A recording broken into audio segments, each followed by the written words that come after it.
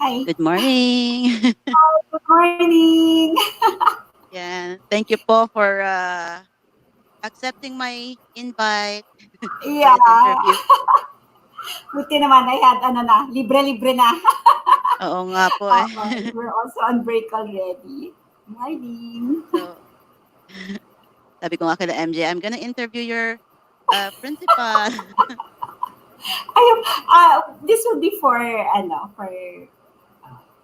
It, what will this be used for? this will be for it's actually a passion project of mine. It's called Ano? Pandemia. It's a short film. Yes.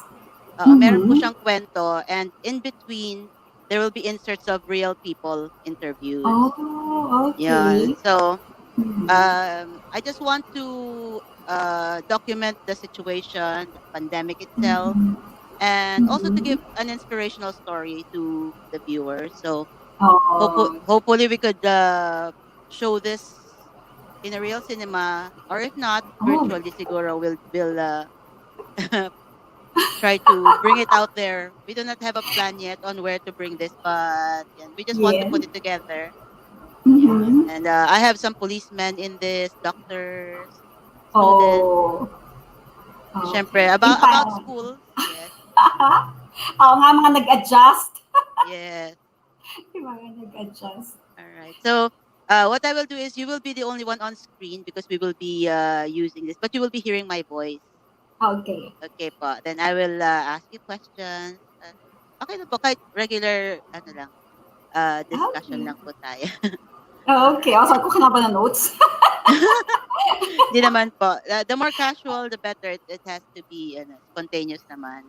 Okay. Uh-huh. Okay. All right. I'll put you on solo, so you'll be the one on screen. Yeah. Yeah. Okay. Hi. All right. So, let's start with the questions. Yung Mm-hmm. first question ko, actually the movie is in Tagalog, so some of my questions will be in Tagalog. Yeah. All right. Okay. So, nung una pong narinig niyo yung announcement about the pandemic and we're gonna have a Mm-hmm. lockdown, Mm-hmm. ano po yung first reaction niyo because school had to stop. They said stop Yes. everything. Yes. What Mm-hmm. was your reaction to that? Actually, I thought this is something very temporary. I Okay. was, in a way, in denial that we have to do major adjustment. Mm-hmm. So, and I was in charge of the Facebook page. So what I did, parang I don't know what to say. I'm lost. Mm-hmm. I'm completely lost on how to, kasi magulo rin yung news eh. You don't Yes. really know how long it will take. Is this something temporary? Is this only until March? Will it only affect a week, a two, a month? So parang transitioning to that, parang I don't want also to get ahead of what will Mm-hmm. happen. I remember concentrating on mental health posts, Mm-hmm. even with anyone. Parang everyone has to adjust muna. I was concentrating more on the situation health-wise, pandemic-wise. Okay. And then, since lockdown nung time na yun, and I think prepared na lahat ng exams, so we were Mm-hmm. just waiting for an announcement that somehow classes will resume, tapos makaka-prepare pa kami for the graduation, until Mm-hmm. lumabas na yung announcement that this will be until the end of the school year. So Oh yes. before we can even think of, even before we can think ahead, gusto ko muna iraos yung graduation. Sabi ko, this is Mm-hmm. something new to us. Kasi in the first place, parang, for how many years you've been, ang tawag dito, routine na lang when we prepare for Yes. graduation eh. Di ba? Parang alam mo na what to do from the start, even the script, how to prepare the children, yung timeline of preparations. This is something new to us. We don't even know how to conduct it. So nangangapa kami talaga. And then at the same time, how to reach out to parents and students. Aside from Yes. preparing ourselves, how do we prepare also the other people? So, nung time na yun, okay, our concentration is una, end the school year. Okay, so Yes. to end the school year, we have to start with walang exam. Di ba remember walang Mm-hmm. exam? So Yes. adjust din kami So, ang gagawin natin, sige, adjust tayo ng grading system. So, doon pa lang nag-adjust ka na walang MCU, wala yung final exam, kung ano man yung kulang na projects, let it be. So, yun muna yung concentration namin. Give grades muna to the students, Yes. unahin yung graduating batch. So, when we were somehow able to deal with that, yung mga grades ng mga bata, the next thing is how to give justice naman to the graduating batch.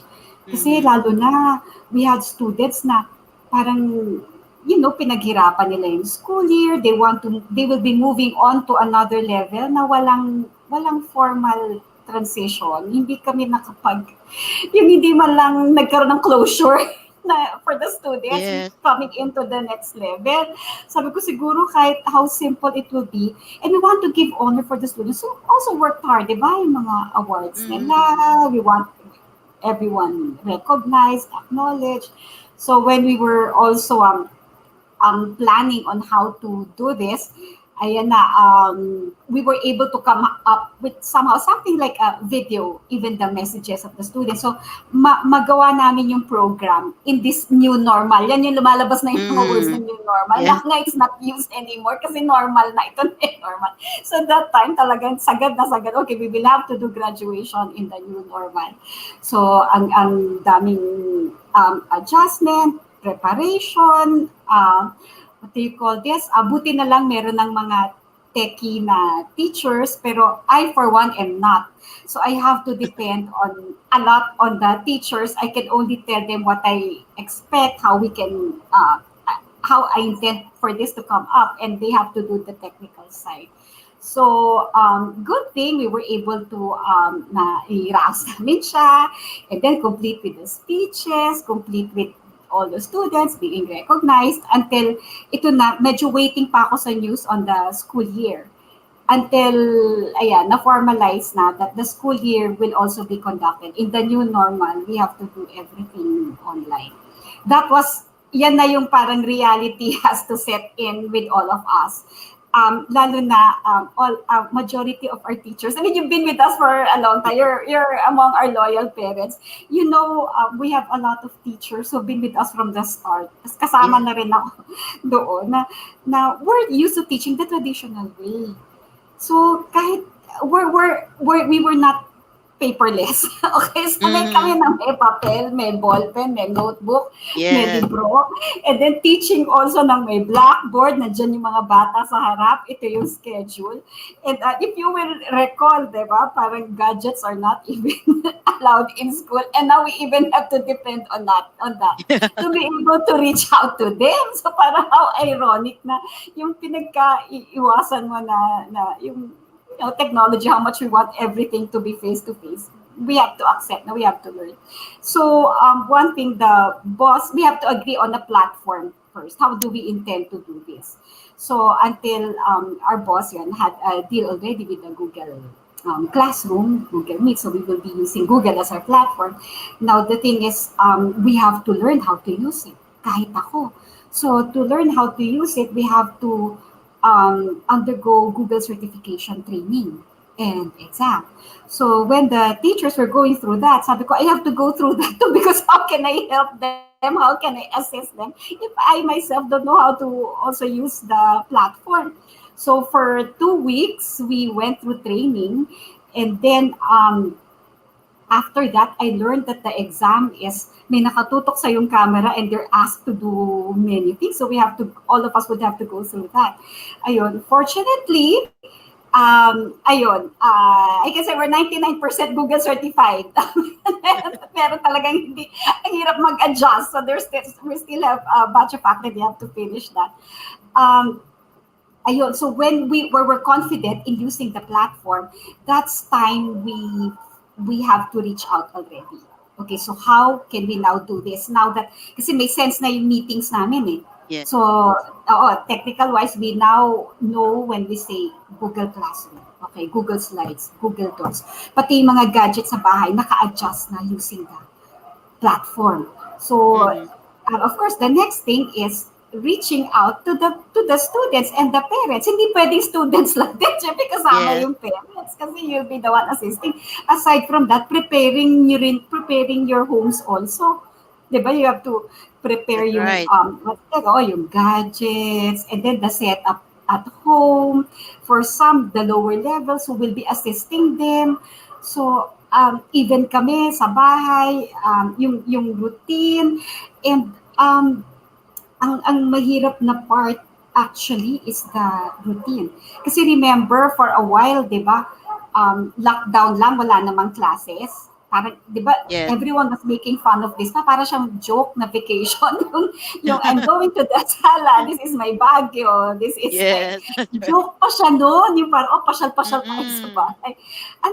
So parang for a while, we were all out of our routine. So, even the students, especially, di ba? And ang hirap to take online learning. I mean, seriously. I want to use the term seriously. Na ito, this is the classroom. It's same pa rin yung rules. So, nung tinetrain mo yung teachers, even us would have to get used to the idea na ito na. Ito na yon. So, what do we mean by ito na yon? When we require cameras to be on, yan, di ba, sobrang higpit namin. When we Yes. require you to be on time, when we require you to be present, pareho lang yun, even sa students. Para maka-transition sila, kailangan ilagay mo sa isip nila na this is it. So when we require you to have your cameras on, think of it as pag sa class, pag sa school ba, pwede ba yung hindi nakikita yung mukha mo? Pag nag-exit ka ba, hindi ba pwede? So you have to, it's the same thing. Yun lang nga, meron tayong difficulty with what? Connection. Ayan, iba-iba yung Yes. issues. So, parang it's everyone's adjusting until now. You have to be also very patient. We have to be patient. The students have to be patient with us kasi nag-adjust. Actually, until now, I can say everyone's still in the adjustment mode. But, it's a matter of everyone cooperating eh. Oo, everyone. So, ayun, that's how I guess we were able to make it to where we are. Everyone's help was there. Everyone talaga. Okay, so nangangapa. Ayun. Actually, Oo. yan. In terms of enrollment, how did you Yes. convince the parents that it will be the same? It will still be like regular school. Yeah, kasi when I was enrolling, I was hearing parents talking to the teachers na parang they're not sure yet. Parang Yes. skeptical sila to do this Yes. system. Yeah. So how Yes. did you convince some of the parents to continue Yes. and use Um, the system? uh, Una sa lahat, we have to um, reach out first to our current parents. We have to keep them. So, hindi muna namin iisipin getting new students. So, when we say working muna on our current parents, we have to be able to give them what you've been getting for the past years that you've been loyal to us. Kumbaga, what is your definition of a Palmridge School? Why have you stuck with us? So we have to keep those elements. We have to make the parents feel na what's this? Ito pa rin yung home ng mga bata. Ito pa rin yung Palmridge. So we have to consider that when we were thinking of, di ba, ang daming options. You can do modular. Di ba? Pwede rin naman na may modules lang, and then the schedule, and then how do you keep the students also interested and wanting to go to school? So to convince the parents, we have to make it ito pa rin yung Palmridge. Kaya if you notice, ewan ko kung kami lang pa yung school na meron pa rin morning assembly. Yung kinip namin yung we have to stick to traditions, routines, na we have to make them feel ito pa rin yung school, na iba lang yung venue. So, the first thing pa that para the parents and the students would be comfortable, when I decided na, let's do it this way. The advisors last year, dapat sila pa rin. So, the students Mhm. would not, bawas sa adjustment, even for the parents and the teachers communicating with the same parents. And then the Yes. schedule. And then the teachers na, a good thing, we were able also to keep all our teachers kasi syempre parents and students want to see the old faces. So Yes. the challenge was, it's still Palmridge. Kaya 'di ba we came up, ang una naming ginawa was come up with the Palmristas One Heart. We came up with tawag dito, teachers. We have to show na ito pa rin yung teachers. I started with posts sa Facebook Now we are undergoing training. It's the same teachers. Pinapakita namin, di ba, that Mm-mm. we're already doing classes na sample with the parents, and we're showing them na this is how your your child will experience it. So, ayun, we have to make them feel it's still Palmridge, it's the same quality, and then we have to adjust no nga yung schedule, we have to be thinking kasi of the health din, di ba? Yung hindi rin pwede nakatutok sa camera, so adjust din kami sa schedule that's workable for the parents, for the students, and us. But the number one thing is they have to feel it's still Palmridge, the quality of Palmridge, Yes, and the feel of the school. that's right. Now Uh, that you've experienced the online teaching, yes. um, what do you think is better? Um, the virtual classroom or face to face? If you would compare it. Uh, I'm thinking right now pa lang, kunwari okay na yung face-to-face. Kasi believe it or not, sabi ko, I don't know how to answer to parents na, teacher, sana you will offer this na ng tuloy-tuloy. Kasi some Mm-hmm. parents loved it. Of course, some parents did not. Sana teacher, darating na yung time na face-to-face. Pati kami, Yes. you see both sides eh. And parang now, naging paperless kami bigla. Noon pa namin dream to Mm-hmm. somehow get to paperless. And if you notice, it's easier even with the MAPs, even communicating with the parents. Yes, Even actually. assisting, di ba? Even the grades, so if you will ask me what's an ideal school after this, after you see the pros and the cons, I'm seeing a hybrid school. Mm. Siguro it's yeah. I'm already thinking along that line when we start. That means may days that the students are staying home. There are work na talagang online nila sinasubmit. Kasi let's face it, we have to the children. They will all have careers that would need this technology. Yes, definitely. Yeah, 'di ba? Pati tayo, 'di ba? This is where yung sabi nga nung nung seminar na inattendan ko, what we were preparing for in about 5 years, we were only given 2 months to prepare. So yung That's akala right. mo 5 years or 3 years pa, pero suddenly you're given 3 months, di ba? So I'm thinking of a hybrid school. And tsaka ang essential, not the word essential, ang hindi nawala ng trabaho are those related to this technology. Yes, So, definitely. so we have students, alam mo, ang galing, ang daming talented students, ang daming nag-shine in this technology also. Merong, nakita Mm. mo, ang naawa ako were the ones na extroverts. They're the ones who suffer. Yes, definitely. Naawa ako. We have to do a lot of counseling for students na ganon. Kasi tapos nag-suffer din sila academically. Why? Kasi kailangan pa rin natin yung cues ng face-to-face. When you're in the classroom and a classmate will tell you, oh, we have a project for this. Yung sanay ka, pag may routine ka na time, na schedule, yung oras mo ng kain is the 15 minutes na recess, and then you will go Mm. up. Ito parang anytime pwede kang kumain, may long nap sila. So, but I can see the benefits of those. So, Mm-hmm.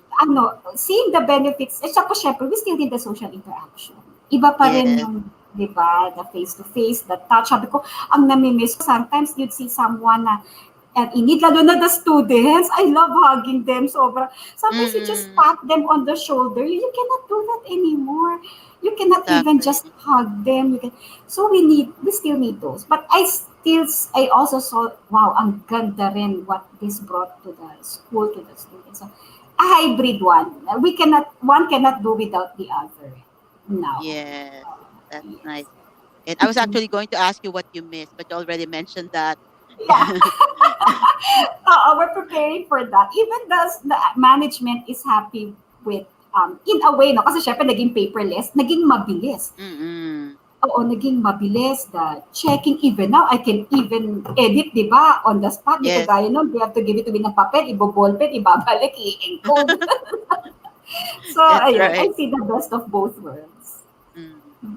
Ayan. To end po this Yes. interview, what is your message to other teachers or other educators as we transition to virtual learning? Okay. Ako, may message talaga to the teachers all the time. We should not stop learning.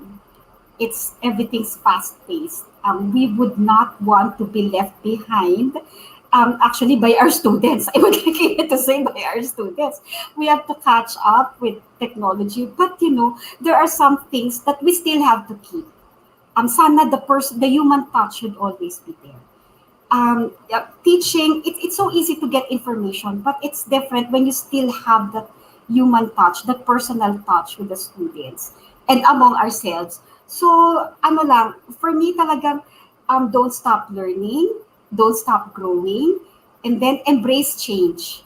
We have to embrace it. It took time for me to embrace change, but once you've embraced it, ayun, everything will follow. And then for the students, they should also see you learn. It's okay. Let the students witness you learning. Let the students witness that it's okay na nahihirapan ka. It's okay not to be okay, di ba? Nahihirapan ka and you will get out of this and you will learn. Tapos, ayun, learn from each other. Learn from your students also. Ayun, Yeah. that's my message. So, Teacher Joy, thank you so Yeah. much for Ay, yeah, you're welcome. for giving me time for my little Mhm. project. Yeah. Yes. So hopefully our message will reach more people. Yeah. And Yes. we will promote the Palmridge School Ay, in thank this you. effort. Yeah. We're gonna put you in the acknowledgements. Yeah. Syempre, promote Thank you natin school so natin. much. All right. Thank you, Yes, and thank you for being teacher. our partner, Mrs. Camo. Thank you. Thank you so Okay, bye. much. Bye.